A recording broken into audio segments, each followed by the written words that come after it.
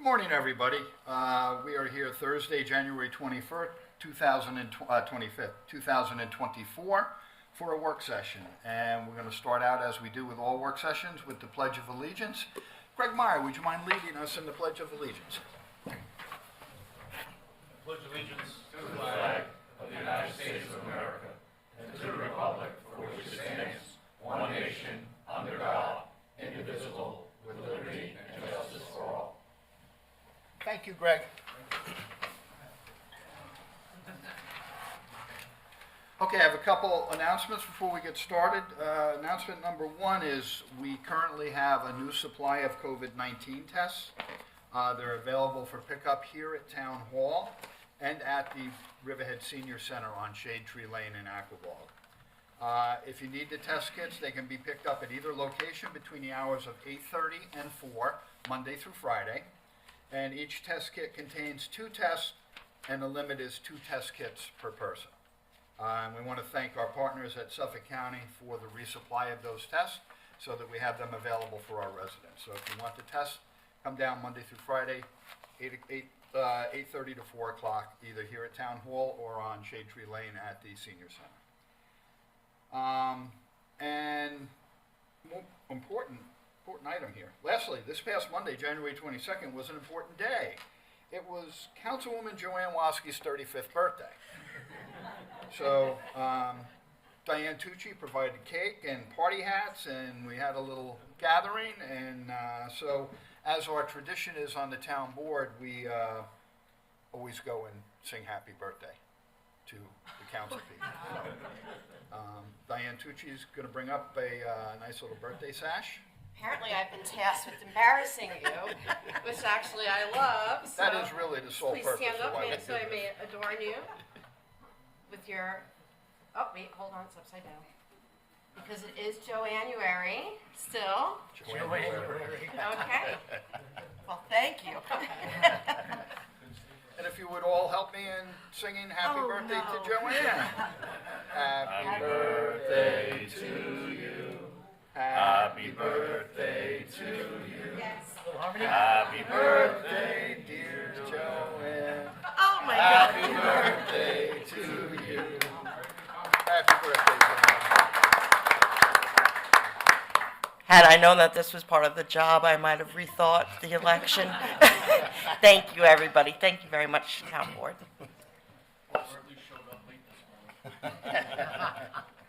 Okay, we're going to get on with our open session. We have 5 matters on for open session, and we have 2 matters on for executive session at the end of the meeting. First matter up today is matters surrounding possible change to Wading River, Manaville, and Riverhead Volunteer Ambulance Corps district lines and related regions of responsibility. And I'm going to turn it over to Councilman Rothwell, who is our liaison to these fine agencies. And at this point in time, I would ask each agency, if you want to send a couple people up to the table for the discussion, that you would do that now. Unfortunately, we can't fit everybody up here, but... Hi, Chief.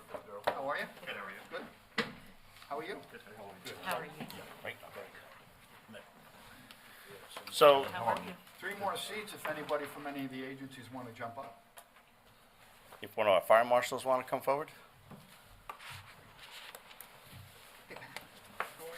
Got an open seat here, Andrew. Ella? Andrew, there's an open seat. So just so that everybody else is aware, if that's okay, just, we have, Ken is here from the Manaville Fire District Commissioners. We have members of RVAC here. We have members of the Wading River Fire Department here as well, and our fire commissioners. So we really have 4 different, life-saving entities here sitting at the table today. Could we just go around and have everybody announce your name and your affiliation, please? Yes, I'm Kenneth McLean. I'm a Manaville Fire District Commissioner. Garrett Lake, Riverhead Ambulance Board of Director. James Alfano, Chief of Riverhead Ambulance. Pat Gugliotta, Riverhead District Manager. Andrew Smith, Town Riverhead Fire Marshal.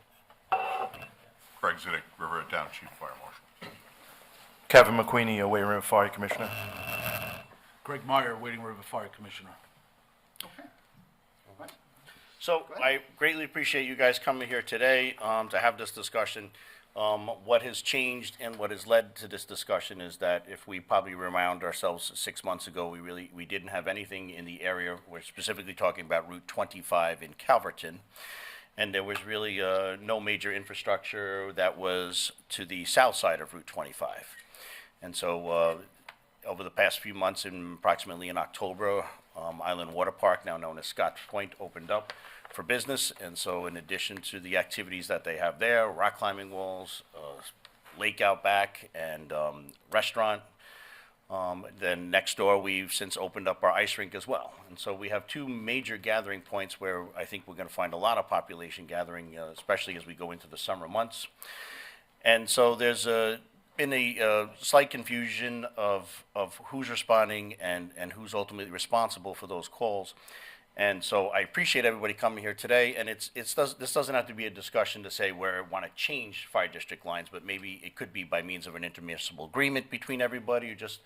We just want to know that if there is a choking victim in a restaurant at Scotts Point, if somebody gets hit in the head with a puck at our ice rink, we just want to have a game in place and to specifically know whose responsibility and who it is that's going to be responding to the scene. What's very unique about this, so for the general public, is that Route 25 is not necessarily a dividing line. It goes 500 feet into the Veterans Memorial Park line as well as Scotts Point. So the first 500 feet, for example, are handled by the Wading River Fire Department.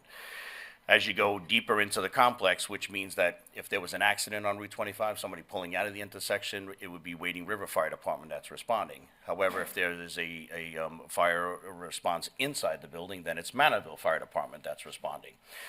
And the reason RVAC is here is that RVAC is in a contractual agreement, I presume, with the Manorville Fire Department. So Manorville doesn't have an ambulance on the Riverhead side, so their ambulance specifically responds to the Brookhaven side, so we have RVAC. And Wading River has the dual roles of the fire response as well as the ambulance. So we just really wanted to have a discussion about how we can set up protocols that if somebody, God forbid, somebody, a drowning victim or somebody is pulled out of the lake, what is going to be the realistic response times? And that's where we want to just put the fireside lines down for a little bit, put the financial costs down, but God forbid it was my son or somebody being pulled out of that lake, who's going to get there the fastest, and how do we set up a proper protocol to make sure that we, as the town and municipality, has done everything we can to clarify any potential confusion in the site? Because I know that Frez at some point has dispatched Wading River to the ice rink as first response, and they've also dispatched Manorville. But looking at the fire lines, it is Manorville's fire district, and as well as Scotts Point. But if there's an accident in the front to get onto Route 25, that's Wading River Fire District. But Wading River is 2 traffic lights away, and RVAC is 13 traffic lights away. And I think there would be clearly a significant difference in response times. So I just wanted to have that discussion and kind of go around and just get everybody's personal feelings on what they think or your ideas. You guys are the professionals, and first I'll even say, I didn't say in the open because I thank you all for your service. Everybody sitting here is volunteers. I thank you all very much for your service and the time that you give on a regular basis, day and night. So thank you for that. And so just wanted to kind of talk. So we kind of go around. Just, if you don't mind. Just a couple questions. Obviously, the water park is a pool facility, so I would expect that the health code requires them to have not only a pool operator, but a lifeguard on duty. That would be your immediate response. So that part of it is nice. There's somebody on site. I imagine there's a similar requirement for the ice rink. Same as at any of your school functions. If you have a sporting event, they have to have a trainer. They have to have EMS on staff. They have to hire their own if you're a school district. Is it any different in town of Riverhead for your properties? I would expect that they were there to start, right? I think I just want to, so to clarify, I believe at the current time, inside because there is a minimal, so the surf pool doesn't pool water in itself. It's something that's typically 1 to 2 inches of water at any given time. I think that would change. Like right now, the lake is not opened yet. Yeah. So for the general public, so I maybe know that will change in the general public, and they'll certainly have lifeguards on duty. As for the ice rink, we know of no requirements to have any type of EMT on staff. They have reached out and they are asking for to anybody that's interested in a job opportunity. So if you are an EMT out there and you would like an opportunity to work at the ice rink, they are looking to hire EMTs to be there. just because I know those are a requirement for schools and also even right down to a hot tub. You have to have a pool operator and a lifeguard. Okay. So that's just a question. Yep. You had something? Yeah, as we all know that Riverhead Ambulance is one of the biggest, EMS districts in the state of New York. We do 51. We did 5,100 last year. About 5,100 calls last year. I did look at our response times to the area in question last night after my phone call with Ken Rothwell, and we had 2 calls there so far. Both of them, I believe, both of them were broken bones, and our response time was 7 minutes on one and was 9 minutes on the other. To me, that is well within our response time for any agency. I don't believe any agency would beat that response time. We are capable at this time, now that we have brought Stony Brook University Hospital on board. They now provide us an additional ambulance from 10 a.m. to 10 p.m. and an additional paramedic flight car from 10 a.m. to 10 p.m. We are now in discussion of moving our schedules around, so we have 24-hour paramedic on all the time. I just don't see how anybody would be faster than us, having the capability of putting 4 ambulances on the road 24 hours a day at this point. I agree with everything. We don't see it. We're not in any contract with any department. We have always covered all of EPCAL. That has always been our district. We've been covering it from day one, and we hope to continue covering it. We were always under the impression that when building was allowed to occur at EPCAL, there is land designated there for first response building. It has not been utilized at this point. I believe there's 2 or 3 acres there designated for us. I think the conversation needs to happen to put a building there. There's a lot of commercial activity going on there 24 hours a day.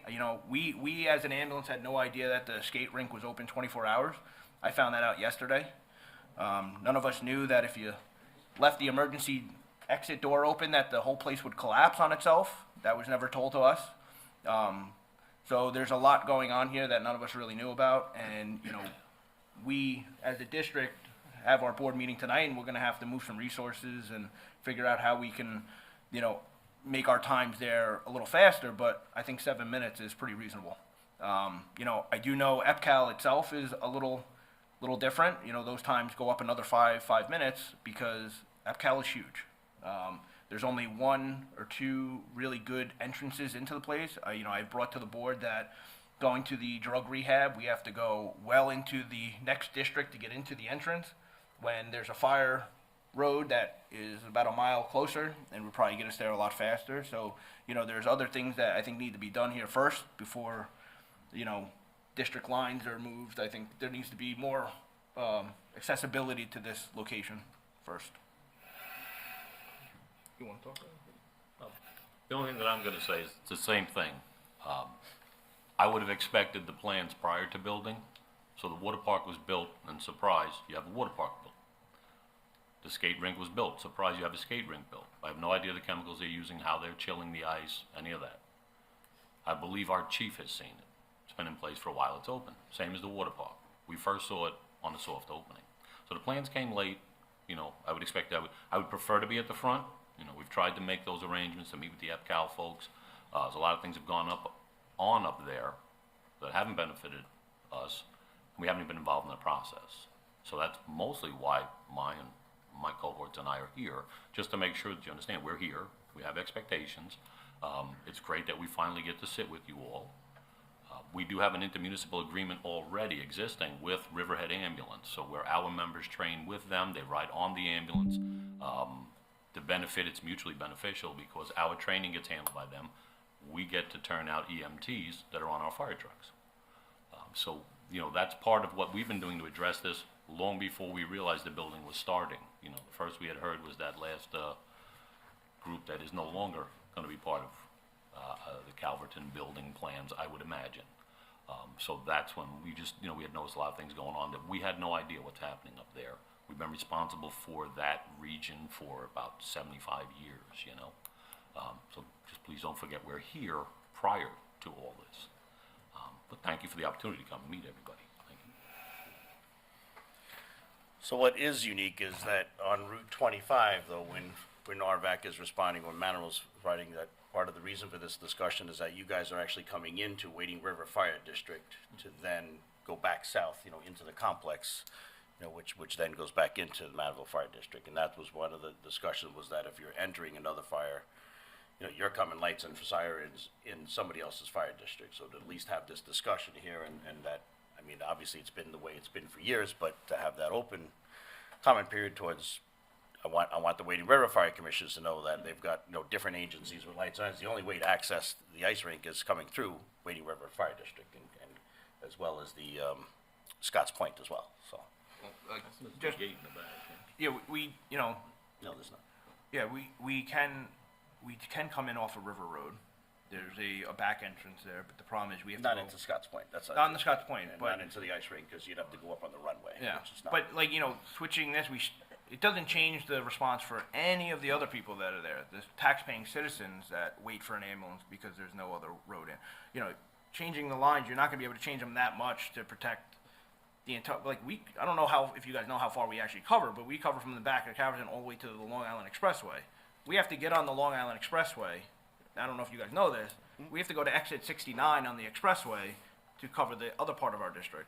Though this is a bigger issue than just these two specific location. We have to actually get on the Long Island Expressway, drive through Manaville Ambulance District to get to our other part of our district. And that's still, a 13-minute drive, So But again, changing I lines- want to focus on the lake. You're gonna have hundreds and hundreds of people in that lake on a regular basis, on a daily basis at Scotts Point, and I wanna know who's gonna get there the fastest. Well, their the primary medical response is personnel gonna on be the scene. medical personnel on scene. If they're gonna have that many people there, they clearly have to have a plan in place. And then we're gonna be an emergency backup, so when they have an issue, they're gonna call us, and we're gonna show up and take the people to the hospital. Otherwise, just like Splish Splash has, they have a whole first aid station there for all the people that they have. So I would imagine this place has a contingency for some sort of caring for their own customers that way. So we need to make sure that that's in place. I spoke with their manager. I've been there twice for calls. Both times there was 2 EMTs employed there on Awesome. site, treating the patient before we got there. Yeah, I mean, we go to, Splish Splash multiple times a weekend. A day during the weekend, so, we have the capability of handling multiple calls, and I'm not criticizing any of the fire districts here, but most fire districts only have 1, 2 ambulances and can adequately staff 1 ambulance with their paid staff. We can staff 4 calls at this time.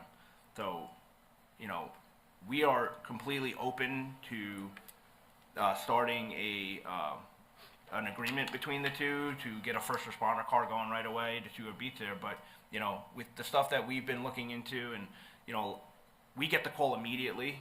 And I don't know if you guys know all this, but we get the call immediately from the police dispatcher. Wading River gets it from Frez, right? So by the time we're already activated and already on the road, Wading River still hasn't been activated yet. And that's not going to change unless we use the same dispatcher, which is not going to happen because we've already tried that. So there's still going to be a 2-minute, 3-minute delay in dispatch. That's just inevitable. So while we're already on the road, it makes up for that little bit of time going through 4 or 5 more traffic lights. So, we've done the research on this long before. We've had multiple calls there. We have had the stats to look back, and, I'm more concerned about the center of EPCAL than these 2 places because the response times are well within the county standards for response. Wading River. What do we have? I'll go first, all right? It puts us in a real odd spot with our neighboring districts, Manorville and Arvac. And this is just casual gentleman's conversation. This is not like, The bottom line is these guys are fighting for their territory, and here we are as Wading River, just sitting here, we're at the table, and as I agree with Arvac, if their response times are 6-7 minutes, yeah, that's well within, but we're 4. There's nobody beating us to this area, even with your 3-4 minute head start. But like I said, I don't want to sit here and start bantering back and forth who can get there the fastest or not. I think just putting things on the side where we have the population to support the volunteers. We have paid staff. We might not have 4 ambulances counting, Stony Brook, but we have 2 and we're getting ready to buy a 3rd. We run 24-hour medics that stay right at our station too. Bunk rooms are in there and everything. Greg, what was your call volume last year? We do, With 2 ambulances. what were we about? About 1,400. Yeah, and we have 24 hours, we have a medic, and then 12 hours a day from 7 to 7, we have a second medic, and then also we have from 7 to 7 a EMT/driver. That's paid. My thing is EPCAL or the Center of EPCAL, what they're talking about, but we're here really to talk about the Scotts Point and the ice rink. My whole thought here, and I'll just throw it out there, is that I think that if anything's solely coming off of 25 as the only entrance and exit, it really makes sense for Wading River to be responding there. Yeah, of course, RVAC can drive through our district to get, I wouldn't expect them to go down the expressway or, down Edwards Avenue to River to go into the back way of EPCAL when, if the call is in the middle of EPCAL somewhere, of course you're gonna come down 25 and make a left at the light. But, some of the, some of the properties we're talking about that are gonna be solely directly and only off of 25, I just, I think we feel that, we can just take those few properties, it's, we're at a 4 or 5 minute response time too, so that's up to you guys or whatever we sit down as districts and, put egos aside and all that and actually say, what is the best thing for if somebody is in need of any of our services. I just want to point out that, there's also one other piece of property for us that would make sense for you guys to talk about is the 1 or 2 blocks in Calverton Meadows East. We have the first block and RVAC and Riverhead Fire District have the next 2 blocks. And, once again, the only way to get there is through Wading River. I know many years back in the 80s, there were the lines were redrawn on our west side with the Rocky Point Fire District. It's just to the west of William Floyd. You have 2 roads, Huck Finn and Blackfoot. The lines were drawn then. There was a second part of development added in the back, which fell under our lines, but in reality, it didn't make sense for us to have to drive into, Rocky Point and, things were changed. So, we're here just to listen. We got nothing else to bring to the table other than it's to get to these properties, you're coming into our district. So wherever this goes, we're willing to do whatever and open ears and, try and come up with solutions, but. It's only because these lines were drawn prior to any development, so, and in terms of you were looking at large lots of essentially grasslands, at the Elko site. So as they begin to develop and as we do things, that's why, and again, this is not a hardship conversation between anything. Every single person here is appreciated. It's just, I just want to truly be able to have your commitment to tell us that I'm the one, I'm the person that's gonna be there the fastest. And so if there's an urgent matter and somebody's unconscious and coming out of the water, who's getting there the fastest? And that's really the answer. I think that agency should be the one responding on a regular basis. I don't know, Craig, you were on, you. I would just like to, visited if I can both just sites? point one other thing out, I think the chief mentioned it about your dispatch from Riverhead PD. I know, I can tell you, for years, us in Wading River, have had multiple conversations with the chief of police, and what they also do a lot is, and I don't know if it's changed, but they'll dispatch the area car first to see if it's actually an emergency they think. So That's when correct. it comes to, you know, dispatching, and yeah, you guys are right on the same channel as a dispatcher, you know, that could be debated back and forth too, if you actually look at numbers. Yeah. Go ahead, go ahead. We're gonna have a dedicated dispatcher just for. That is awesome. Yeah, I actually just brought this up to Ken Rothwell last night, and he promised me a meeting with the chief and himself this week or next week, so that's gonna be taken care of, and, you know, as per our contract that we just signed with the Newtown board here, you know, they have to dedicate a dispatcher to us.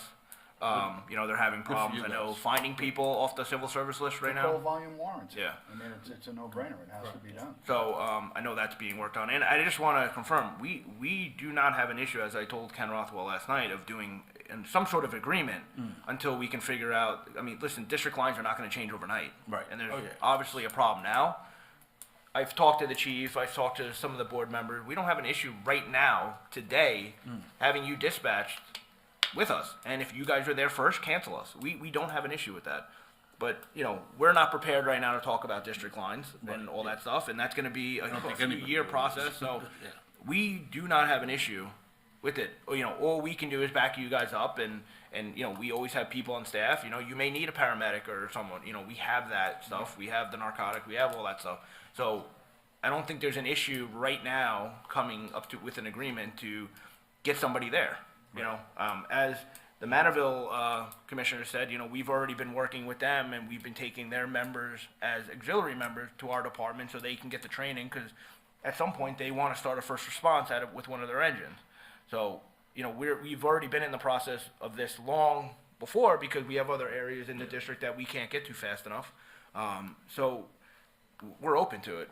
There's no egos here at all. We're just, you know, we're just not prepared to talk about moving our district lines. You know, we haven't done any research on it. This is, course, yeah. this came out of nowhere to us, so, I think, you know, we have no issue having some sort of agreement today to start dispatching you guys. And then my understanding is we all have mutual aid agreements. I mean, you know, mutually aid each other anyway.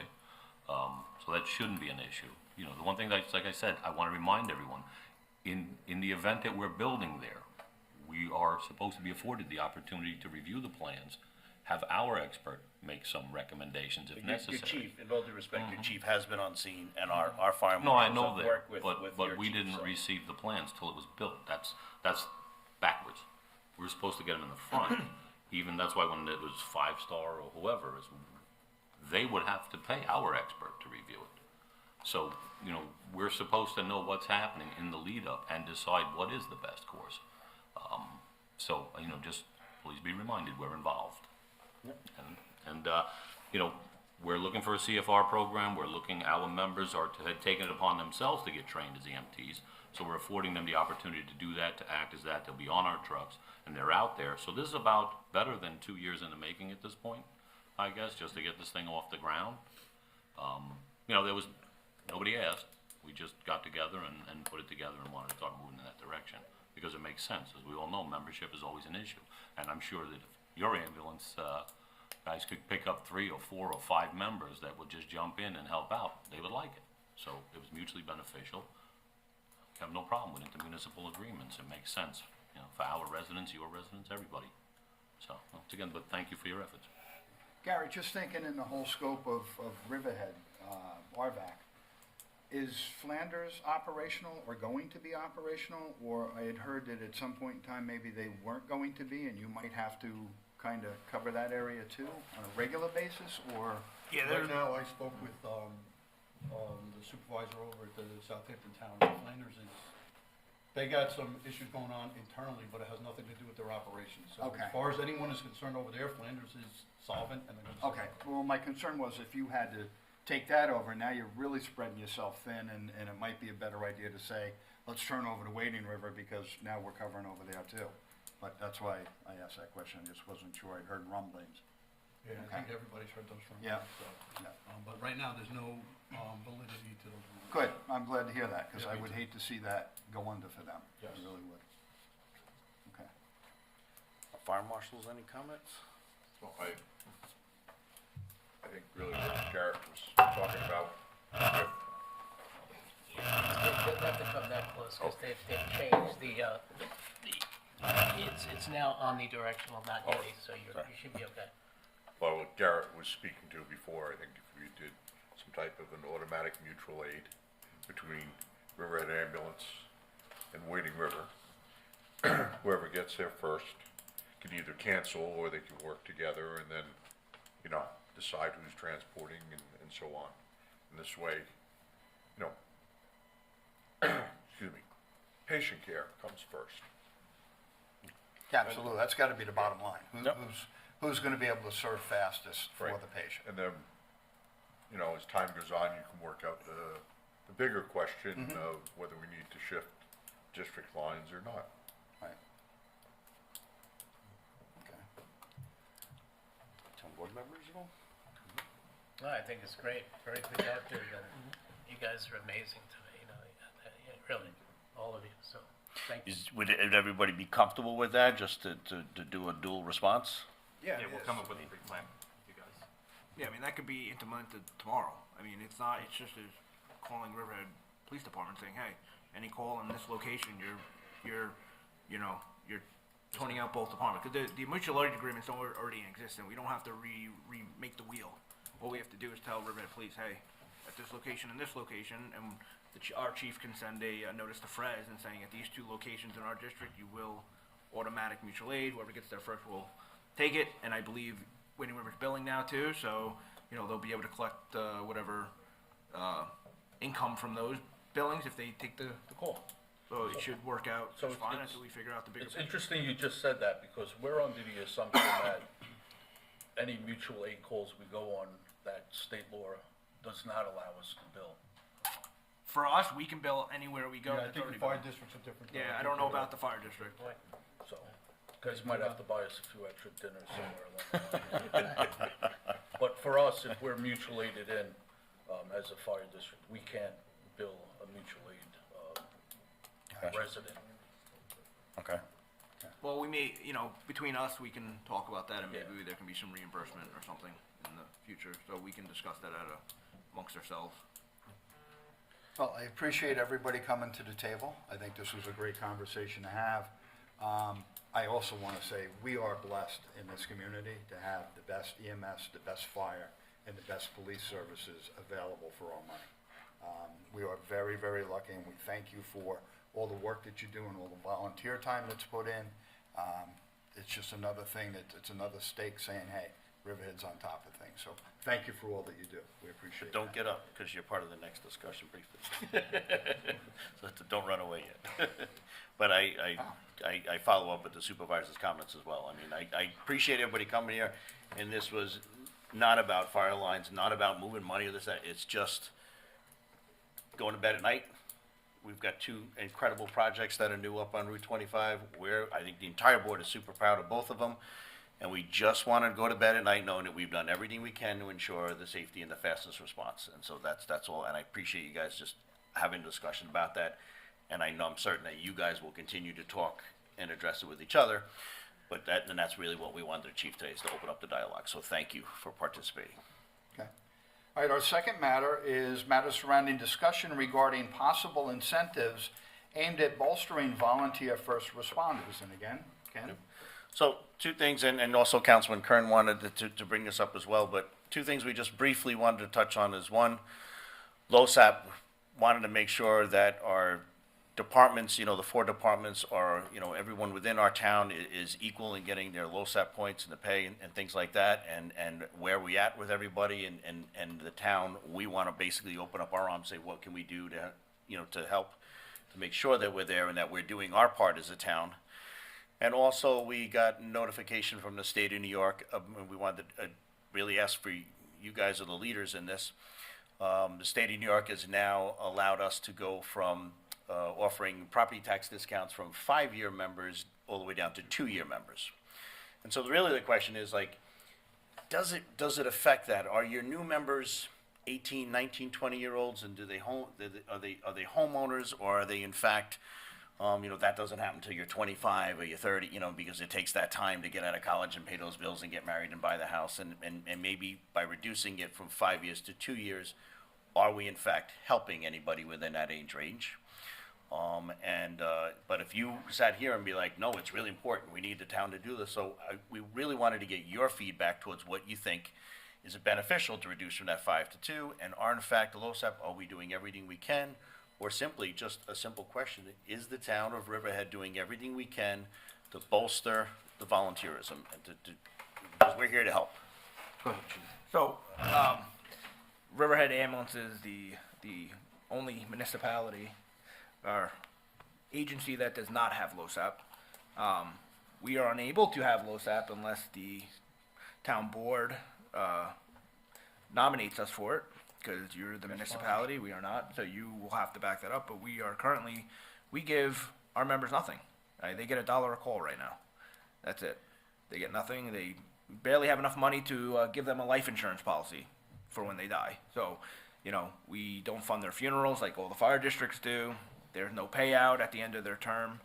And going back to, you know, we were meaning to call you actually about this, because we also heard that with this new legislation, the possibility that, I know, like, if you've had a certain amount of years in, you get life of that benefit of getting the money off your thing, and I believe they're taking that away. So unless the municipality agreed to it, so I'm not too versed in this, but I know this just came about, and Keith Lewin had a ton of questions for you about it, because there was some things that you guys had to vote on as a board. So I am a little unprepared to answer a lot of those, but I know we have a lot of questions about it. Well, I think answering your question, moving it from 5 years to 2 years would be beneficial, because you're not getting the 18-year-old members anymore, brand new members. You're getting the people who are older in life, the people who are already older in life and somewhat established before they can find the time to actually come out and volunteer. When you're 18 years old, you either have no inclination to volunteer, or you're working multiple jobs and you don't have the time. So the older members that are coming in, it would be much more beneficial for them to move it from the 5 years to the 2 years. So RVAC sees older members coming in. Yes. Does Manorville and Wading River see that? We have, So most of the- this is a hot topic with us in Wading River right now. Our attorneys, when it came down from the state, we had like 2 years to act on it. I still think there's probably another year where it officially has to be brought up. Our attorney brought it to us and said, hey, let's just act on this now to get in the book. So we went and approved, kept it at the 5-year. And right about the time that we had that on our meeting agenda was the big topic and everybody talking about it. So we had, let's say about 6-8 members come down to our meeting. We had a really good discussion about things, and it was all still kind of new to us. So what we did is we kept it at 5 years, but at the same time we said that we'll revisit it as we're learning a little bit more about the 5 years to the 2-year. If it was reduced to 2, does it have an impact to your membership? Are there gonna be, and just curiosity, you're Yeah. talking about 2, 5, 20, 30, like what's the impact? So the whole thing is it's just focusing on the people that are there from 2 years to 5 years. For us, we had 18-year-olds, 20-year-olds, retired, 40, 50, 60-year-olds that would all fall into that. I think for us, it's probably maybe 8 or 9 members total that it would help them. And how many members do you have in the fire department? We're about 60, 65. What about you, Manorville? We're approximately 100 members. They vest for the LoSAP at 5 years, $30 for every year of service for up to 40 years. They cannot collect until age of 62. I know we did sign that latest agreement from the state, but that was also that everybody had to sign to continue, including the school districts, for the 10% tax abatement. So I know we did sign that. I'm not sure if it was for 2. We may have left it at 5 at the time. Which is Because what it was we very did. early on. Do you think it would affect you or bolster in any way by going down to 2? Right, we have a very good feeder program from the juniors, so we do pick them up at 17, 18, 19. We have kids in college that can actually keep their numbers up pretty good all the time. They spend at home. And then we also get those 30 and 40-year-olds that own a home that somehow have found the time and join. So we have a good mix. It wouldn't hurt. And for the handful of people it would affect, it's a nice, carrot on a stick, just to something. I don't think that's the deciding factor, but I think it definitely sweetens the pot. I just want to point out too, I believe there was discussion at Riverhead School District about this topic at their last meeting, and I believe they're getting ready to drop from the 5 years to the 2 years and take that on also. So we started talking about it like it's brand new for us, and us in Wading River, I think that we're probably going to change it to 2 years, because we can see some of our members as a benefit. If it's just 6, 7, or 8 of them, it's still a benefit. There's, we have low SAP, and there's really not much more, we can offer, other than T-shirts and jackets and winter hats and spring hats. But I'm along with these guys. Anything is going to help us retain.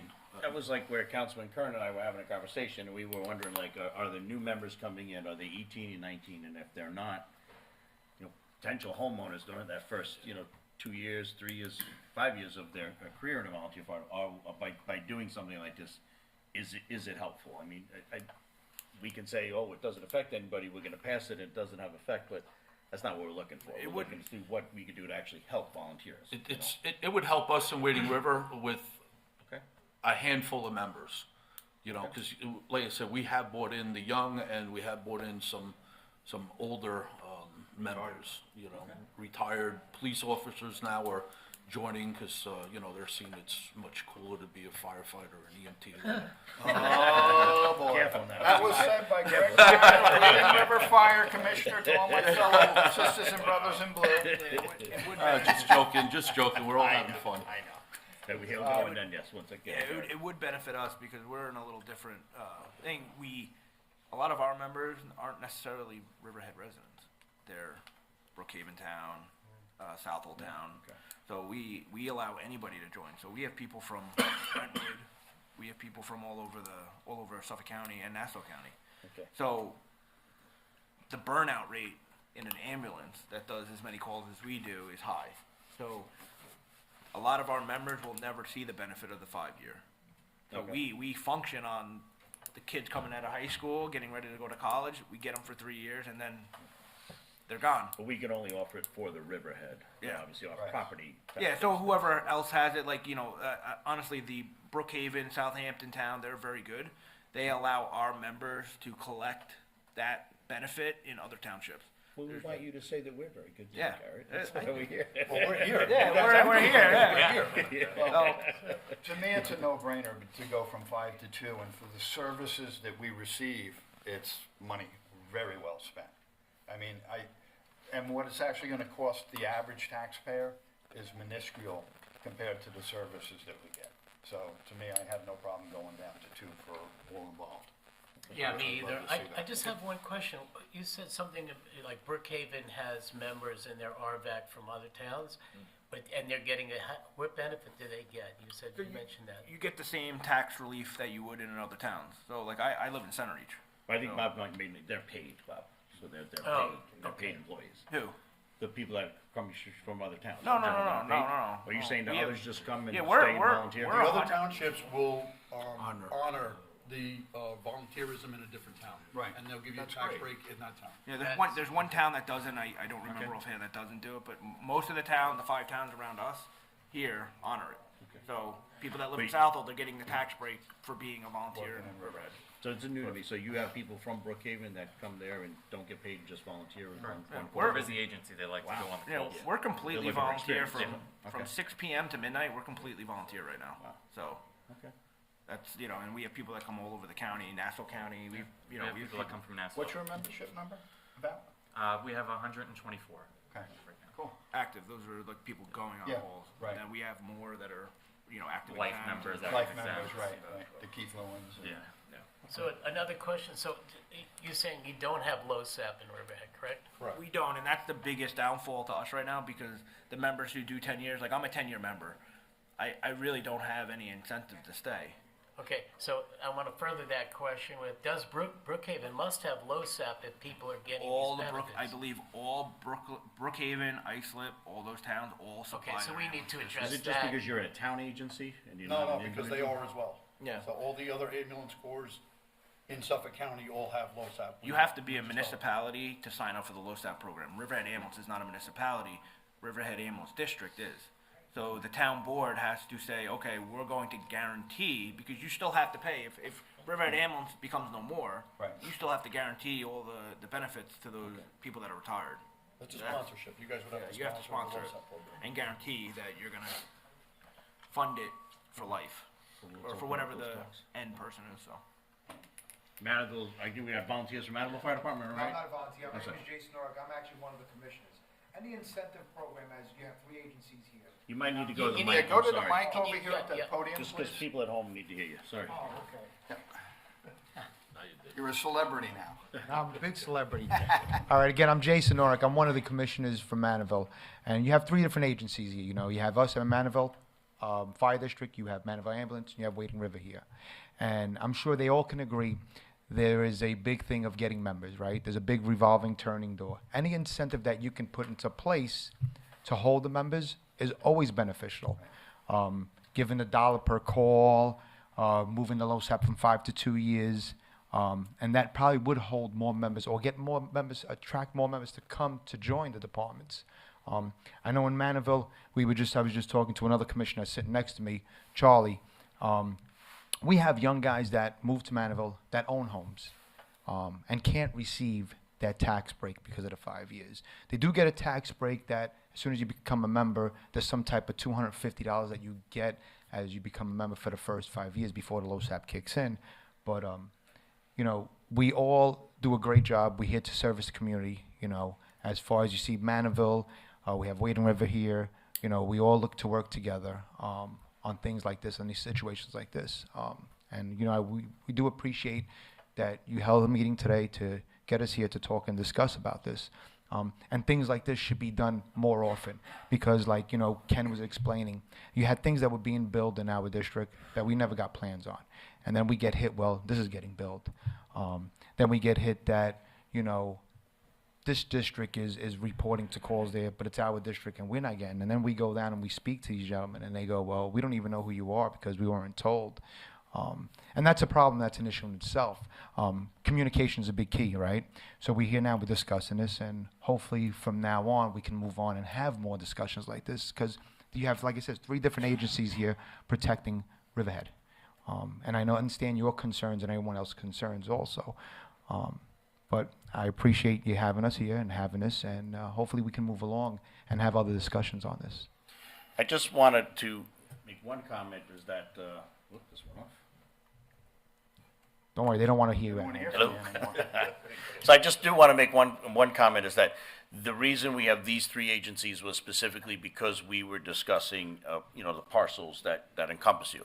So I also want Riverhead Fire Department to absolutely know that we're open here, and I'll reach out to Commissioner Ed Carey and to make sure I get his insight on what he feels. I don't want to feel left out. Just because we had 3 departments here, we just said, why not just ask the question why you guys are in the room? But by all means, Riverhead Fire Department is equally important to us, and we want to hear from them and get their insight, and we want to do anything we can to bolster their volunteers as well. So don't want to feel like I'm leaving. Forget about James. Yep, and then, you're getting ahead of me, and then I got to say the same thing. No, correct. You know, So we we're- want to make sure that Councilman Riverhead Carroll is as well. here, you go there, and then exactly the same thing. And so we want Riverhead to reach out, and then we'll reach out to Jamesport volunteers. Just because the 3 of you are in the room to discuss this one project, you know, our 4 fire departments in RVAC, all equally important, Jamesport, Riverhead, Manaville, Wading River, so RVAC. But just because you were here, we just decided to ask that question. I just don't want to, you know, Jamesport, Riverhead to feel left out, that's all. Correct, Thank you. correct. And I just want to address about the situation where you haven't received plans and what's coming up. That's on us. We will correct that immediately, and we will make sure that anything that involves any agency, we ran into this a couple of years ago with Riverhead in particular, and I just assumed that, and I shouldn't have assumed, but that everybody was getting the same information, but we will take care of that. That's an easy fix. No, I appreciate that. I appreciate that. We're, you know, there's 5 of us on the board. Right. We're pretty much active. Kenny's active. You know, he works for a school board also. I work for a school board also. You have Charlie. Charlie's a cop for Southampton. So we're pretty much all active. We have Billy in the back. He also works for Riverhead School District. So we're all pretty much active, and you know, we like to keep informed with everything to let our members know, because at the end of the day, the biggest key is safety, right? So safety to our members. We don't want our members to go and attack, say, a fire, and we don't know what the structure is, Absolutely. and someone goes and gets hurt, because at the end of the day, who's responsible and liable? It's going to be Riverhead. Or worse yet, what's in that structure? Correct. What are they So. gonna build there? What are they gonna manufacture? What are the Correct. So chemicals? that's a big concern. You know, we're here to save lives, but we're also here to protect our own also. Sure. Understood. And we'll open up the ice rink to you guys at any time, on any availability, you know, all 3 agencies, anytime you guys want to do a tour, just let us know, we'll take you up there, we'll explain. The ice rink is not gonna collapse when the door opens, Garrett, but, there is a time frame that we don't want to keep the doors open for longer than 10 minutes. It does put a little, you know, test on the durability of the structure. And so it puts stress on it, I guess, but it's not gonna collapse, Garrett, don't worry. But, you know, we want to make sure that you guys know what's around there, and, you know, I think one of your chiefs had concern what was stored on site and things in that, and they're all environmentally safe, like all things like that, it's all good. But you're welcome anytime, and I'll coordinate that, just reach out to me, say, want to take the whole department up there, go in there, and we should get you on skates too, while you're there. Can I just say one thing, Garrett? I'm not going to speak for the rest of the board, but I'm really interested on what the other towns are doing with LoSAP, right? And I would really like to follow up like ASAP on this and get a better understanding of what we need to do. I mean, it's very, very clear to me. I know you guys are answering like 5,000 calls a year, and the service you're doing to this community is extremely important, but sooner is better. Okay? Thank you. Thank you. Thank you all for coming in, we appreciate it, and, I agree, let's do this again sometime. Thank you. All right? Everybody in the. Thank you very much. Thank you, Pat. Have a good day. Thanks. Enjoy the rest of your day. Can't wait. Yeah, we'll see you around the board. Thank you. You guys Thank you very much. responded to Wilbur, you would just come down the runway, right? There's an open. That's the way I go. I can't say I go 80 miles an hour. Stop down one night. All right. Thank you.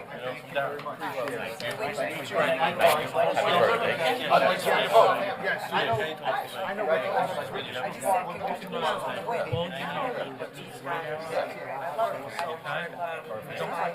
Stop down at the All right. I'm here for all right. Bring it down to one of our meetings. Oh, absolutely. Absolutely. All right. Thank you, gentlemen. Appreciate Every you guys. night, meeting, studying, there's a lot, and there was Can you, I'm fixing them up now. So they're gonna go like that. can you announce, I'll let everybody know now. So I changed, I didn't know The that. circular ones are on here now, so we I can had, just I keep it changed, right there. I did change them, so now we'll adjust it. Ken has such a booming voice that is just blisters right through. Now we have to change some blown out speakers. So let's see if this works, and we can adjust it. They're here, Rich. Come to the table? Can I speak from up here? Because I can use the PowerPoint for a little bit. Then I'll join you.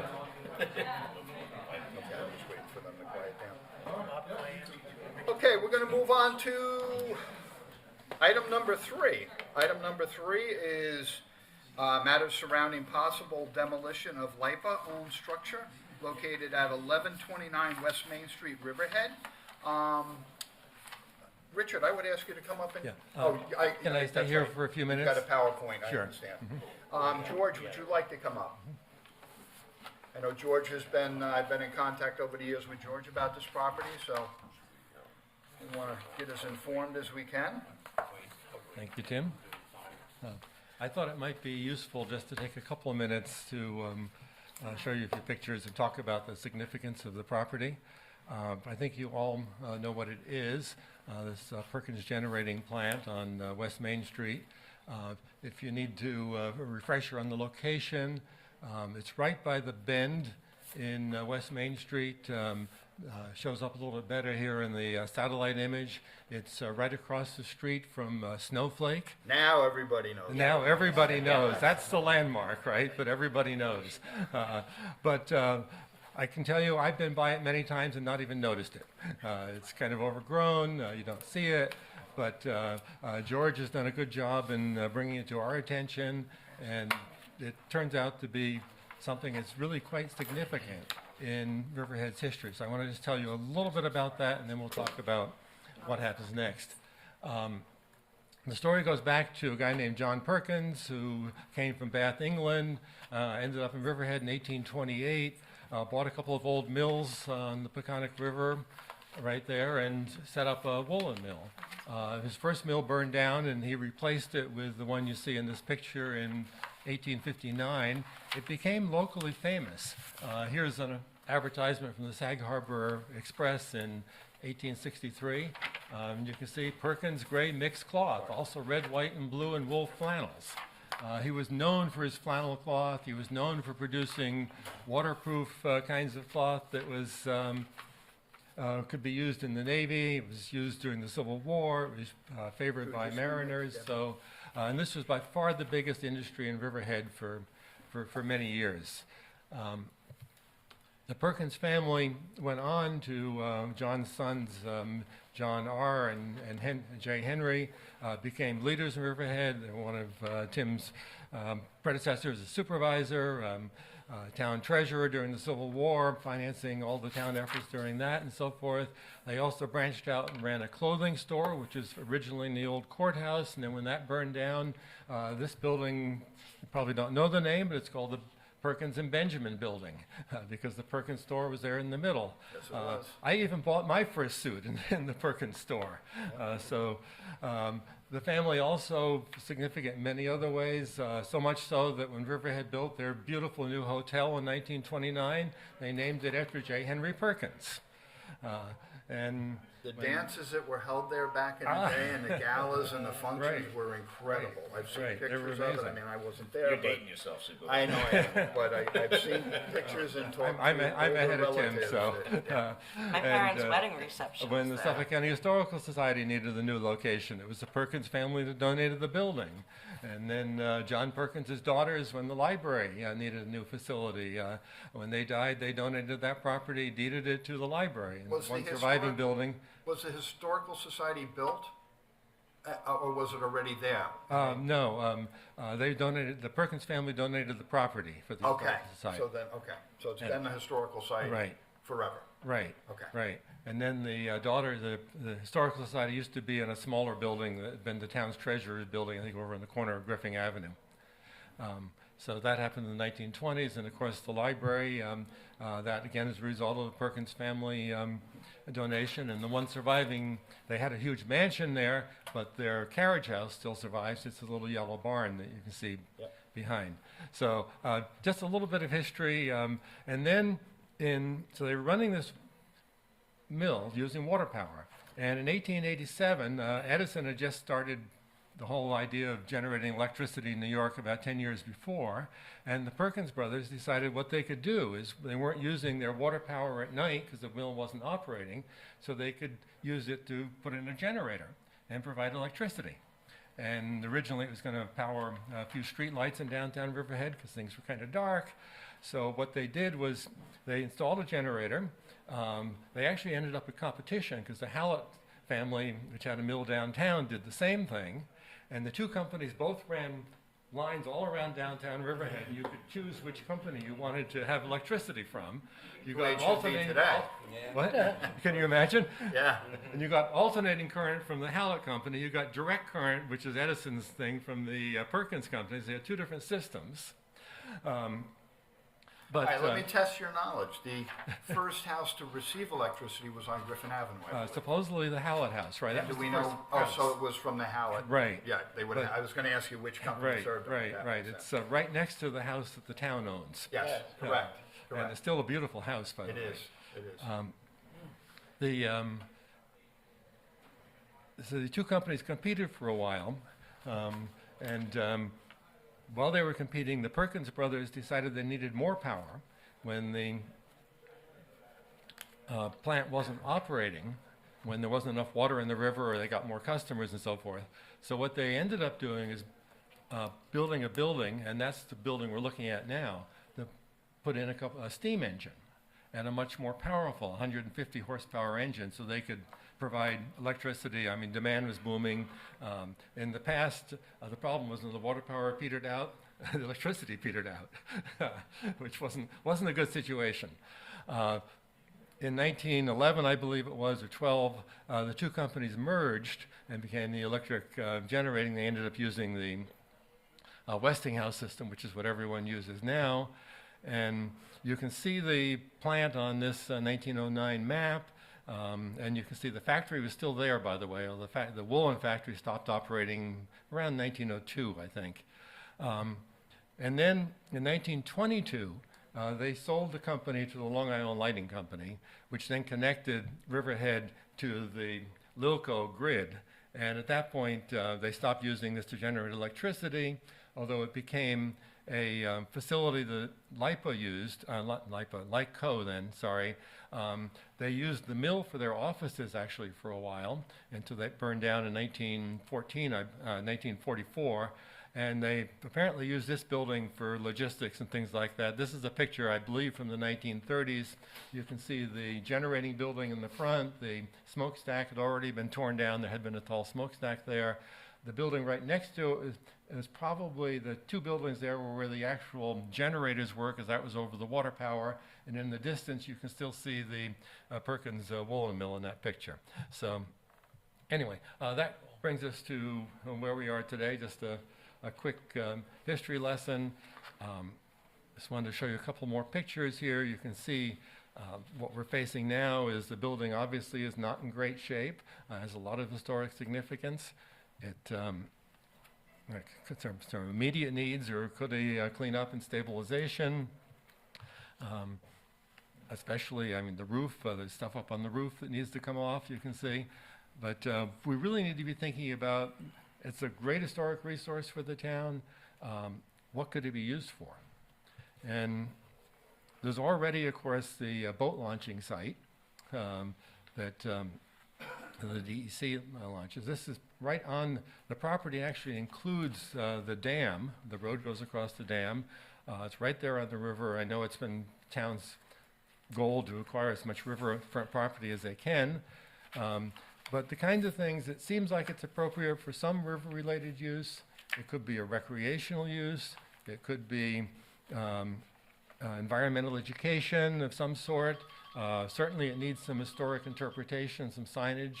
We don't know what the ultimate use is, appropriate use would be, but it seems like we should be reaching out to organizations, especially things like maybe the aquarium or maybe the science center or maybe some of the environmental groups that are around.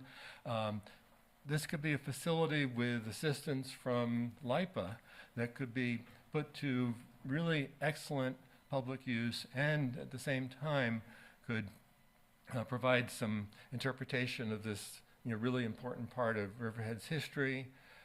I've been in conversations with the Gardner Foundation, and they would be very interested in helping fund something like that.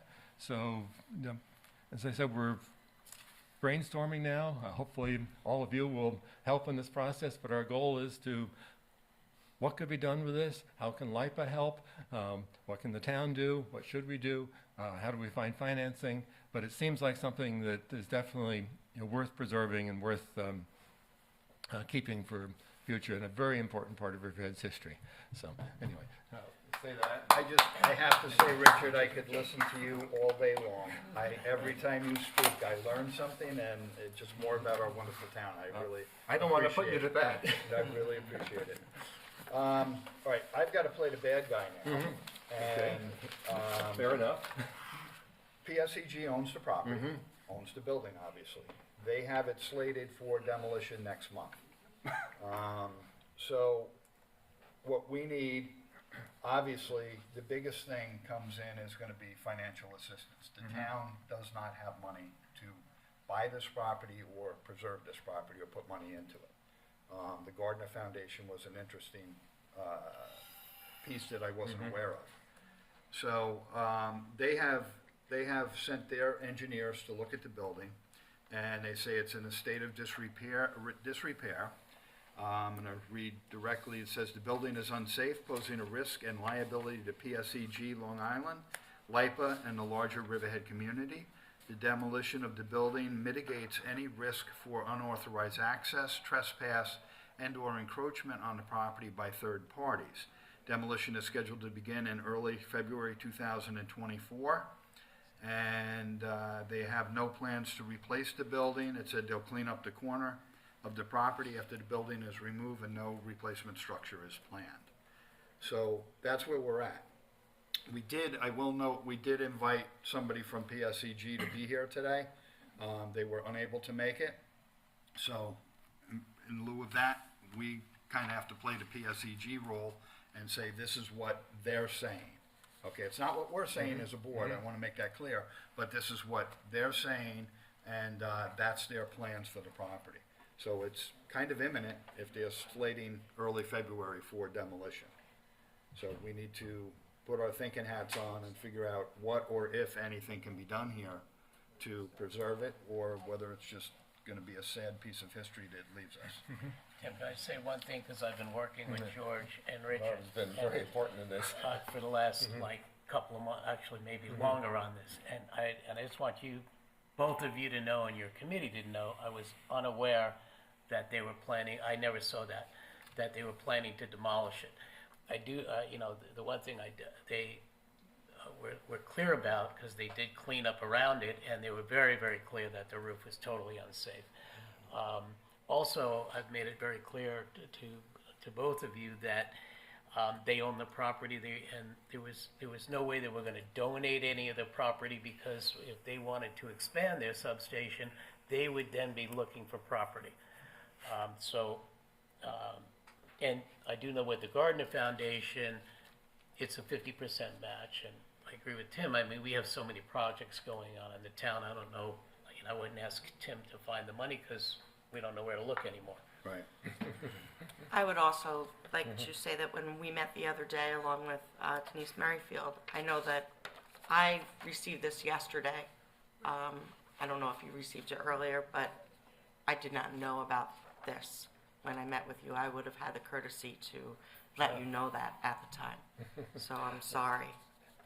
Joanne, speaking of, this is on the agenda for the Landmarks Preservation Commission on Monday, and we were not aware of. We just received this Right, ourselves right. yesterday, I believe, so we're all on the, we knew about it, but we had been asking about it, and we just finally received it, so. And I'd just like to say that it was a wonderful presentation that I sat in on Monday, and I know there could be something wonderful done to it. And I just find it very disingenuous of PSE&G to sit here and say the building's in disrepair, the property's in disrepair. Well, that's due to their own neglect. They owned that property, and they didn't do anything to help maintain it in any way. So I find it very disingenuous of them to say, because it's in this state now, we have to tear it down, when they caused that. I don't know if there's any litigation that could be instituted on as a result of that, if they're the ones that brought about the neglect of that particular structure. Well, I don't know. I mean, the thing is, Denise. Yeah, but they put it in that Well, situation. the building was on a piece of property, right, that they own. And they did use it, as Richard has said, at one point, it was Long Island Lighting Company that used it. They abandoned it. They put a substation in. I would not suggest on myself to go after them. They've been very, very good about working with us and trying to see if that building was salvageable. They were not, no, we're not doing it. You're absolutely correct. And- They did and, put you time. know, I'm they- sorry, I did not know. Like I Yeah, no, said, that's why Joanne and I no, met I them Monday understand. for the first time, and that's when we Understood, became. but I just want you to know, they've been really amenable. I've been on this for, God knows, at least about four months, maybe longer, back and forth, and they've been really working with us a lot. This is their determination at this point, and to the point that you made earlier, that the electric company had to expand. We're facing that now as well, and they are a provider of electricity. So and they own that land, and I have to respect their rights to that land. Now, with their permission, we had our engineer crew go down Yeah. and take a look at the property, and I would like to hear from you gentlemen. So we went down on Tuesday, weren't able to get inside. The outside, I took a full tour around the outside, and really the only things that we could find wrong were some superficial cracking on the front of the building. Nothing that some minor repair couldn't take care of. And of course the roof. And then there was just like a structure in the back of the building, maybe a machine room. We couldn't get in. That was for a water tank. Water tank? Okay. For the water for the steam engine.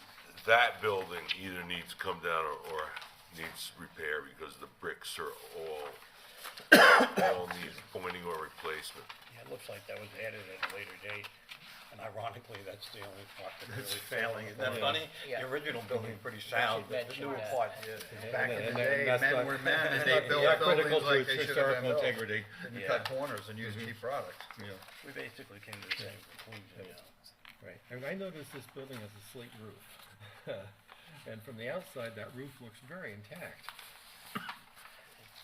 We couldn't get in the inside to see what the roof substructure looks Right. like, but PSC&G in their document. Yeah, they were adamant about that. That's Okay. why they didn't go up and clean it. I mean, they cleaned around the outside, and then, George was adamant about it getting the roof done. And I worked with them on that, and they said, they're not sending their guys to do it because it's just way too unsafe. Thank you. Which surprised me because they have bucket trucks. They can take debris off a roof without even setting foot on it. Yeah. So that kind of They surprised may me. have been dealing with a storm at the time, hard to say. Right, yeah, right. This could be between storms. I understand.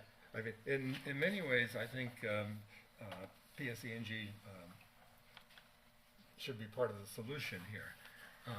They have, for instance, on Jones Beach, they have actually funded a major science center, probably, I don't know, a couple $1 million, whatever it costs there. And I would think this would be an opportunity for PSE&G or for LIPA, I can never remember, who's doing which part of this, to do something really nice out here on the East End.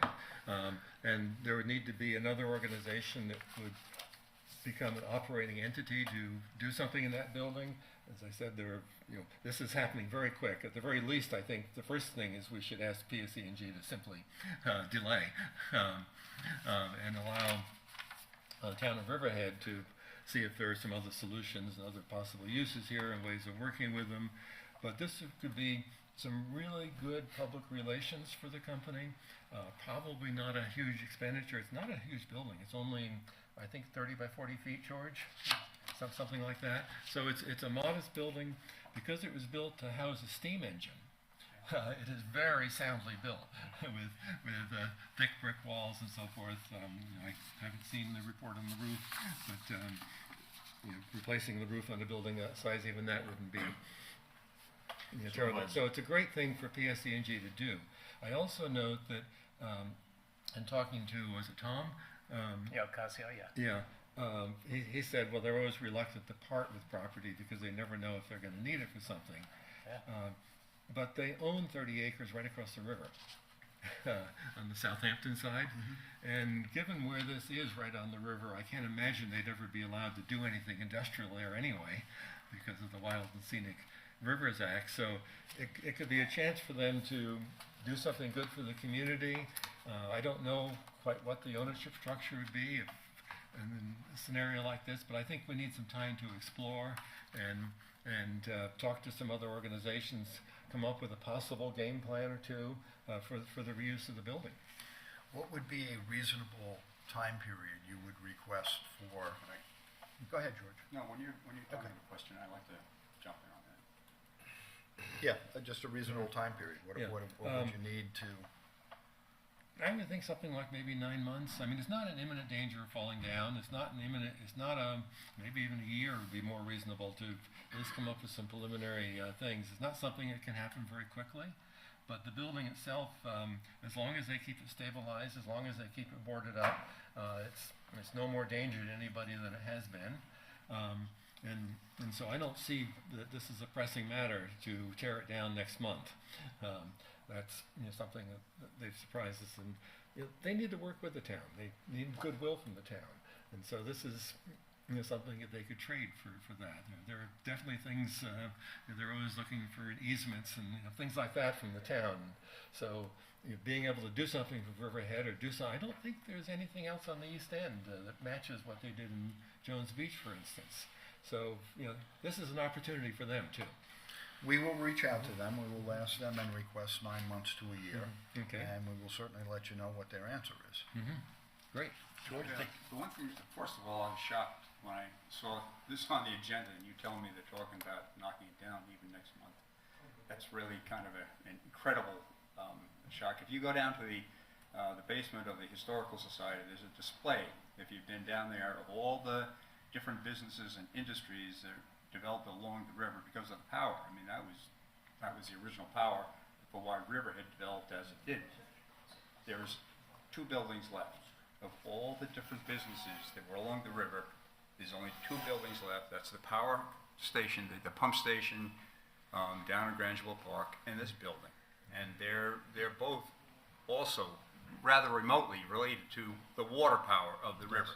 Right. Because they, it wasn't that efficient over time. The pump station, by the way, was the Hallett family, so they were the competing electric company. Oh, that was from the Howland. Okay. Yes. Well, the pump station was for the Grangeville Tower. Right, but that was the Hallett family.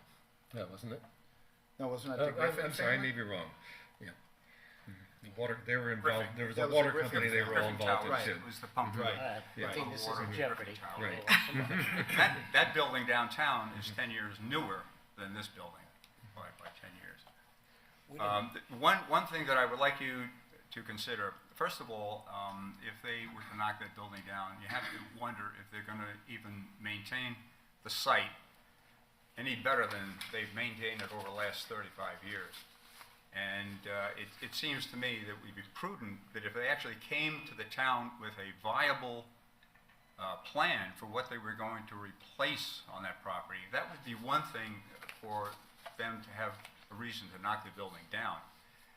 And actually, they would only have about a half acre to work on, because the other half acre, that the rest of the property is used for the parking space by the DEC. Right.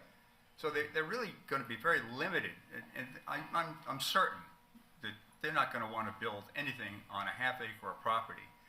They just want to be done with this. Right. This is the most expedient and careless approach to dealing with a building like this. Well, you can understand if it's somewhat unsafe, they're worried about liability should somebody go in there and get hurt or injured, and I can understand that.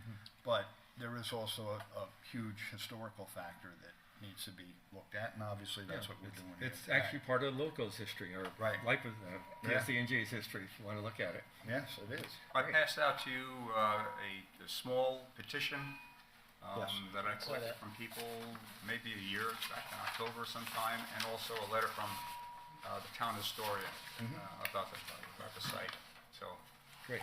Well, anyway, We didn't see any evidence of anybody trying to get into the building, but Other than you two? it became an issue, other than us too. I would have loved to have gotten in there too.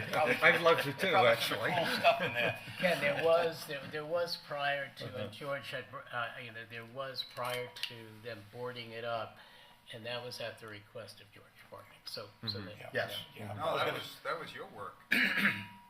That was one. Oh, did I do that? That was one. I'm giving you the credit, George. It had broken windows, and Right. that is in violation of the town maintenance code.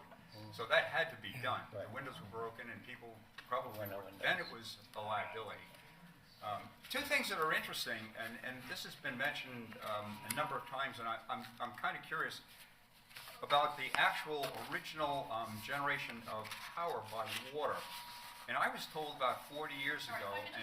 We need everybody to move closer to the table. That's why we're having the feedback, because they have to turn the mics up. And you gotta turn the mic to the side, not directly in front of you. Feedback will be less of an There you issue go. if everybody just moves closer to the table.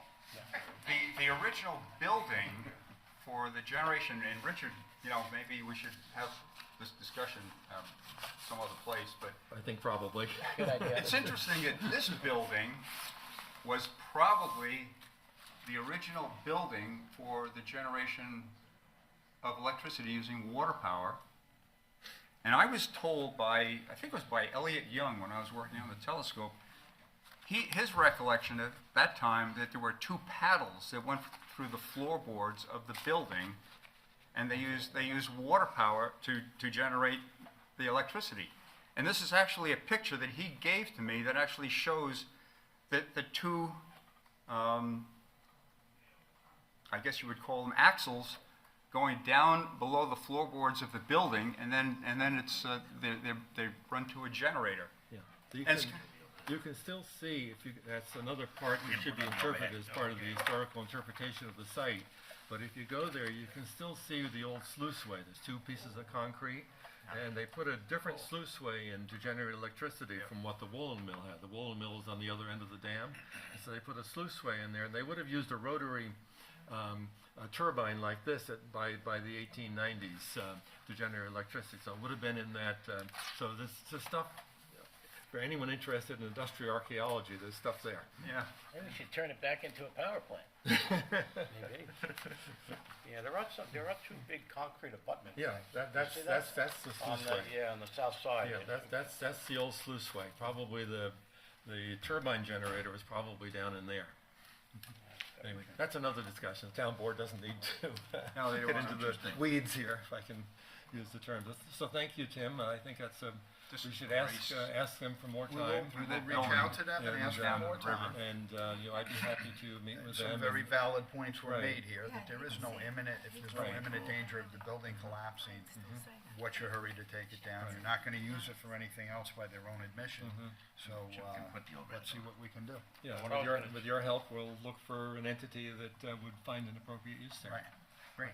What I was going to suggest, Tim, is if it becomes a concern of theirs for liability, ask them to fence it in if worse came to worse. You know, they could temporarily put some type of a chain link fence around it if they're concerned about people climbing on it. You know, I know, but I mean, if they're worried about liability, if their lawyers come back and say, well, you sign off on the liability or something, we could put a fence up.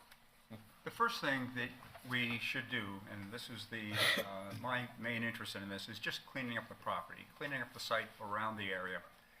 And if I could make a suggestion to you, is to send somebody from code enforcement up there, and I mean, the engineering has already given you a report on the condition of the building, and come back with a report of the conditions of the property, and then forward a letter to PSEG. Really, all we want to do at this point in time is just clean up the site.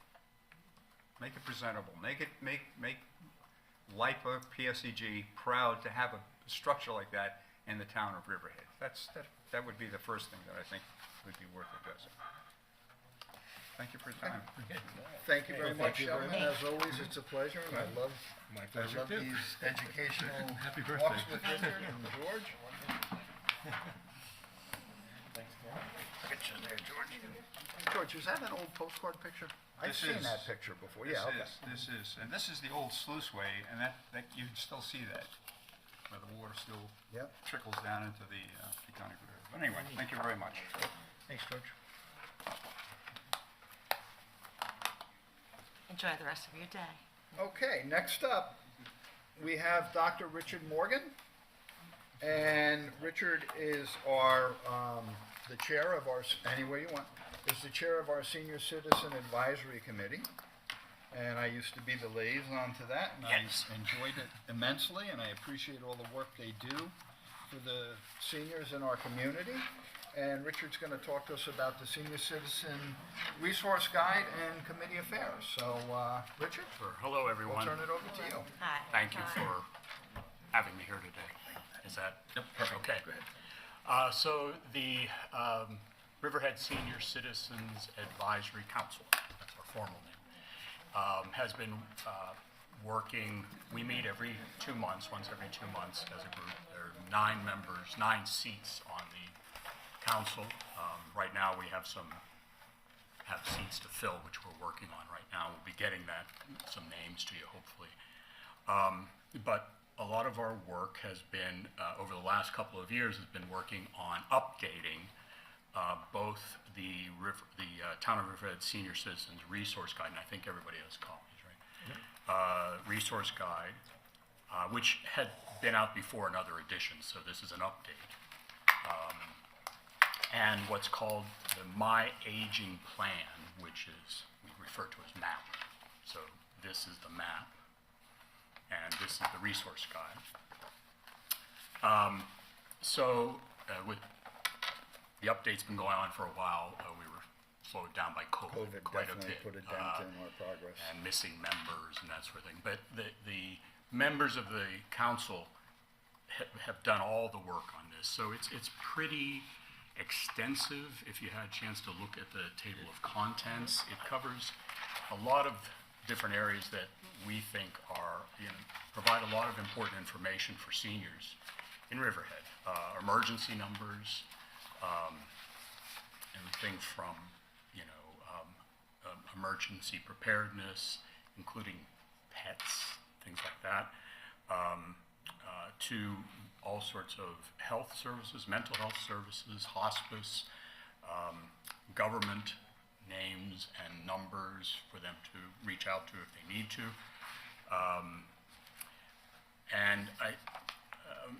Animal shelters, all sorts of things. The members of the council essentially divided up all these different pieces, and we each took apart and we checked every Phone numbers change phone over time. numbers, Businesses go out of addresses, business, make new sure, businesses right, come in. sometimes things had gone out of business. It's an immense task. It That's was a lot huge. of That's part of the information. reason why it took so long, so. If you go through the resource guide alone, and I love the map. Yeah. But the resource guide is so valuable Yeah. for seniors to use, because anything that they could need, whether it's help with heating oil with, Yes. with the heat program or whatever the case may be, that information is in this guide. And this guide is spread out all over town at different There's locations. a whole distribution list. for this, Libraries, senior citizen center, some of the senior communities Yep. have them in their lobbies. Exactly. The work that's done on it, and I know because I've taken part in You it and have. done this, and Denise, by the way, Denise Merrifield is the new liaison to the seniors. Oh, so- great, I didn't know that. Yes. Thanks, so that's wonderful. She will be working with you in the future, and you're gonna enjoy it as much as I did, and there's some that's really great. good people on it. And we also are looking for more people, right, Richard? We are. Right now, we have 9 seats, and at least 4, I think, have to be filled. So Right. our last meeting was in January, and we looked at all of that, and we came up with possible names. So actually, we do have 2 people who have come forward who would like to be on the council, so we'll be getting those names. But we were hoping, we've had representatives from certain groups, like a veterans member, Right. and a clergy member, and both of those are now open and missing. So we have people reaching out to try to find people who would be willing to serve. And the meetings are quarterly. Or Every 2 months. every 2 months they are, right, right. but all through the year. Yes. Because meet in the summer. So And they don't next have to be meeting seniors? is March. March? yeah. What's the date in March? It's always the second Wednesday of every month, so I think it's the 13th, remembering off the top of my head, March 13th, we have to check that. So, And that's at 10 a.m.? 10 10 a.m. a.m. right here. Right here, yep. And if this isn't available, it can be upstairs in the other meeting room, so we have plenty of The space. 13th, yeah, that's my memory. I also, just towards the end, as I was looking through it too, there's some great, in the appendices at the end, there's some great information, emergency preparedness,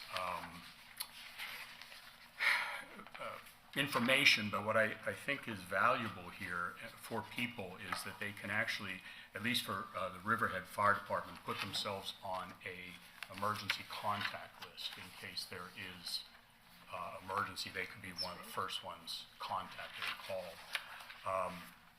There's also information for the Suffolk County version of that. There's a Suffolk County emergency list as well for people with special needs who would be, they could reach out to them in case of evacuation, say, or something like that.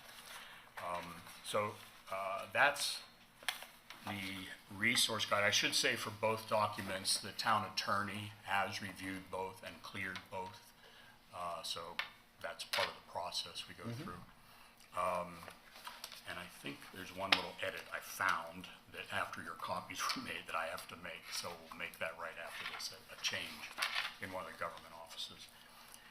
The map, if is another piece that the council had worked on quite a while ago and put out before, so this is again another new edition of it. It's been updated, new cover on it. One of our former members who was we also have a library representative as the norm, and now we have a new library representative. She will have to be presented as well because the last one left, and the one before that one did all this updating. So she did it on the computer, did a great job. But it's, it's a plan for people to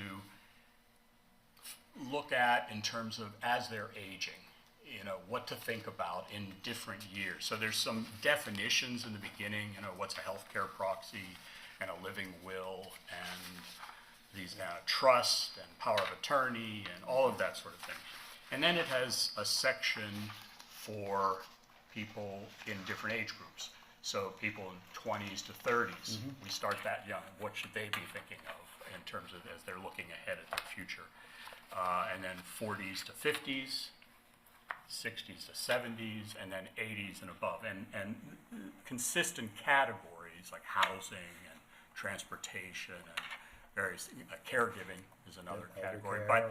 But what they should be looking at changes as you move along. So I think it's also a great thing for people to have. At the very end, there's also a emergency contact sheet that they can have. For instance, it lists all of their medications, their physician, that sort of thing. And as it says here, and we also have the Riverhead Senior Center name and address and phone number here. But the recommendation is that you share your map with people who care about you, so that they have it and they have the emergency information, that sort of thing. The last sheet with the list of medications is so important because should you ever need an ambulance to come to your house or you go to the hospital, if you have that information, that's used a lot of times in helping to determine what your ailment might be. And it's very important for them to know quantities and what you're on. So even anybody make a list. If you're on medications, know what they are. Yeah, 'cause you never know. I carry a thing in my wallet listing what medications I'm on, and because I can't remember half the names of them. So you have it. You have that information available. And it's very important. Especially the grayer my hair gets, the more I need these things. So It's also important to put it on your refrigerator. Yes. Because the EMTs know to look there. Yeah. Yep. Great point, Joe. Great point. Sure. So, our plan is, well, obviously, we came to the board because to be approved by the board before we are able to publish it and distribute it. So that's what this step is. It was approved by the town attorney. How will it be distributed? Well, we have two ways. One is electronically. So we do have electronic versions of all of this. As I understand from Diane, I believe the electronic version of the draft of the guide is already on the website. Do we have some available at the town clerk's office? Yeah, sure. There is the person who was the chair before me did the distribution for the last one. We have a distribution list. I believe it includes the clerk's office. It's definitely the senior center, but also a lot of the senior communities in Riverhead, churches. It's a question of cost to some extent. We have a certain amount of budget to be able to do printing and all, but printing is very expensive. Could you separate some of them where you have it electronically, people could read through the whole book and access it, but maybe the medical stuff, the stuff that, as Councilman Waskey said, be pinned on the refrigerator, can we have the town clerk just have that portion separately printed and more cost effective where seniors can simply stop in or have it and just obtain that portion to personally fill out and put on the fridge? Yeah, I would think so. Yeah, we could do that. Absolutely. Sure. Through the town, we could do Yeah, that. Sure. yeah. So in other words, you're not printing the whole book. Right. For those that are using it Yeah. electronically, I mean, you can have some copies available. but- Sure. But the form is perfect to use and fill out, so. Right. One of the challenges we discuss at the council all the time in terms of electronic versions is that some of our seniors are computers are still a challenge in some ways in terms of It's a being challenge able- to me. Yeah, right. And it's not just seniors, but as you get older into the older age groups, they sometimes either don't have computers or smartphones or anything like that. And so printing at least some copies and making those available, getting them out maybe to the back of churches and things like that. But even to add, just in the book, you know, Yeah. this section is available printed. Yes. At the town clerk's office, so you don't Sure, have to sure, always be at the told, town you clerk's know, office, okay, so yeah. they could just come in, senior center, if they're Yeah. stopping, there's something else, let me give No, them. that's a good Those idea. last few pages that Yeah. are pre-printed out. Right, that sounds great. We can do that. You did a great job with I it. have one Yeah. question concerning Sure. the map portion, because I ran into a situation with somebody, a pool truss covered in there? I'm just curious. Full trust is. Pool, yeah, pool truss, so I that's. don't believe so. I don't, we have, So. We could all go over Bob's house and use this book. Yeah, so, yeah, if you guys need swimming lessons. Yeah. No, that has to do with, and I don't wanna, I could. I haven't put heard down- of that. So what happens is if somebody, let's say somebody is 100 years old, right, and they're getting social security payments, plus they're getting, a pension. But it's over the limit for them to receive certain Medicare, Medicaid, right? So what Yeah. happens is you set up with the state for a pool trust. You give all that money to the pool trust, and then you pay out from there. So they still qualify for different health services, et cetera. But I can go over that with you. I ran Sure. into that with a situation when I was consulting with somebody, and we set that up for somebody. Okay, But it yeah. was, like, had to be done. Sure, Okay, that's, so I just I bring think it we up. could possibly Okay. add it to either this version. These can be updated because they are electronic. We can update them as we go along, so. The other thing that I've come across, because I've gone to senior center a couple of times, Right. talked about fraud, and then, and it keeps changing. Right, I mean, it's a fluid situation. yeah. And I've gotten calls from people to help them, hey, this happened to me, that happened to me, where do I go? We do have a section here on fraud Yeah. and who to turn to or who they can call. And passwords now, you know how things are. Yeah, and The as you latest- said, it gets worse as you go Well, the along. latest one is now, the company will send you, like American Express. Yes, Seems like, and we owe you $1, and there's a printed check for $1. Right. Once you deposit that, now you're getting, that fake company is getting some banking information, what the routing number is, when it goes Yes. through. Yeah. Okay? And then they're going after people's bank accounts, which Right. is a new one. yeah. Anyway, It could be, because there's so many changes that happen so I quickly with know. issues like that. It's crazy. It might be a good idea to somehow use the town's website, maybe under the recreation section of it, to have updates around. Updates of current fraud or scams something and- like that, right. because this can only happen so often. Right. It takes us a while. no Yeah. question, But- I'm not, No, I this think it's a really needs great to be idea. addressed I'm- like every 6 months Right. at the senior center, Yeah, but one-on-one. if we could update a because- website quickly about new. But to your point, how many of them are using? Well, the that's computer? the problem, yeah, we run up against, yeah. We're gonna be reviewing our own town website coming up. Oh, because okay. Quite honestly, I think it's not very good. It's not all that user-friendly, Yeah. so that's part of our mission that we're going to do also. We had talked at the last meeting about maybe looking to see if we could have a tab or something for the advisory council. Yep, you Just- can and- absolutely and have a we can link put on there aging for, yep, issues right up on the website, Great. so we're gonna continue to talk about that. good. I just wanna That's- give a shout out to Joe Packard. Yes. I know she's not here today, Right. but I know she's been instrumental in a She lot of has, this work she for has. years in the past. She's awesome. She's She been a is. great wealth of information. And still a member of the And council. still a member of the Yep, council. yep, And appreciate everything she's done, so. Sure. This is great. I'm Good. gonna miss being on the committee, Yeah, we're quite gonna miss honestly, having, but, not having. but- keep up the good Well, work it's great and to- Promise to be very it's this a is good group. this is invaluable to our Yeah, I senior think it's community. great So, help, so excellent. however the approval process goes. Yeah, that's we'll, what we'll wait approve it quickly through the Right. board and we'll get back to you with it and Good, then good. we can go to print and That's get it. great. Thank you all very much. Thank you so Very much. job. Thank Nice you meeting for your work, thank you. Thank you.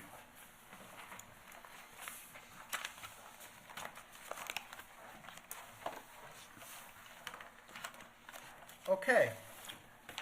Does anybody have any questions or any comments you want to make on anything today so far? We're at the bottom of our open session. Okay, that concludes our open session for today's work session agenda. So we will now be going into executive session on two items. One being matters surrounding possible acquisition of real property, and that will be with Dawn Thomas and Anne Marie Prudente. And we have matters surrounding agreement between the town of Riverhead and D&B Architects and Engineers, and that will be with our town engineer, Drew Dillingham. So we're gonna make a motion to close today's work session. A second. Motion? Yes, I'm Oh, sorry, I shouldn't need the Second? motion. All in favor, aye? Aye. Okay. Can we just hang out for a while? No. Work session, open work session is closed, and we will be moving on to our executive session. Everybody have a great week and a great weekend out there. Thank you. Thank you. Quick question? Yes? What's the subject? Oh, I'm so sorry.